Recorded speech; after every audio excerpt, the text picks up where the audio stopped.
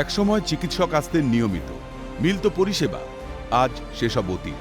আগাছায় ভরেছে চারপাশ, চটেছে রং, সংস্কারের অভাবে ধুঁকছে উত্তর ২৪ পরগনার দেগঙ্গার রায়পুর চাকলা প্রাথমিক স্বাস্থ্যকেন্দ্র। পর্যাপ্ত চিকিৎসকের অভাবে ন্যূনতম চিকিৎসা পরিষেবা থেকে বঞ্চিত সাধারণ মানুষ, জানিয়ে ক্ষোভ এলাকাবাসীর। হসপিটাল আমাদের এটা, কিন্তু আমাদের এখানে ডাক্তার ভালো থাকে না। ডাক্তার ২৪ ঘন্টা থাকলে আমাদের ভালো হয়। এখানে বেড চালু করলে খুব ভালো হয়। আমাদের এখানে এলাকার সব গরিব মানুষ, তার জন্যে আমাদের দাবি যে আমাদের এখানে বেডটা চালু হোক এবং সবসময় ডাক্তারটা থাকুক। আমাদের দাবি একটাই যে আমাদের ২৪ ঘন্টা বেডটা চালু হোক, আমাদের ডাক্তার ২৪ ঘন্টা থাক, অসুবিধা নেই। ডাক্তার আসে কিন্তু রোদ থাকে থেকে চলে। জানা যায় ১৯৬০ সালে স্থাপিত হয় এই স্বাস্থ্য কেন্দ্রটি। প্রথম দিকে সবই ছিল ঠিকঠাক। ১৫ থেকে ২০ ঘর বিশিষ্ট এই স্বাস্থ্য কেন্দ্রে একসময় রোগী দেখতেন ডাক্তার, নার্স, মিলত চিকিৎসা পরিষেবা, ভর্তি থাকত রোগী। আজ সম্পূর্ণটাই রয়ে গিয়েছে স্মৃতির পাতায়। লাটে উঠেছে চিকিৎসা পরিষেবা। অভিযোগ, দিনে ১ থেকে ২ ঘন্টার জন্য চিকিৎসকের দেখা মিললেও ওষুধ মেলে না। সংকটজনক পরিস্থিতিতে ভরসা ৪০ কিলোমিটার দূরে থাকা বারাসাত হাসপাতাল। বারবার প্রশাসনকে জানিয়েও মেলেনি সুরাহা।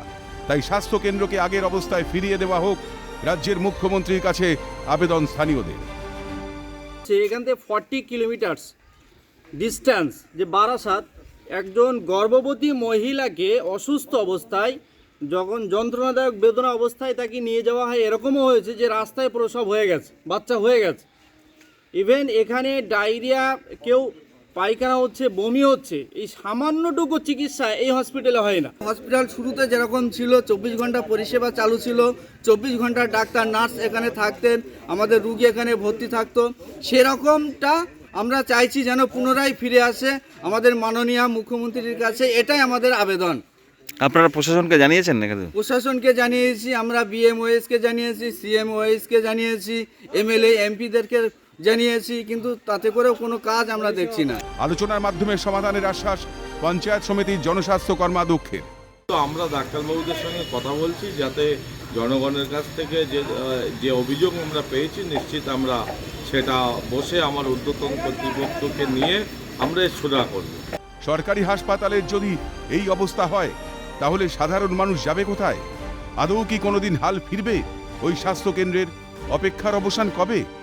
দেগঙ্গা থেকে পঙ্কজ বিশ্বাসের রিপোর্ট, ক্যালকাটা নিউজ।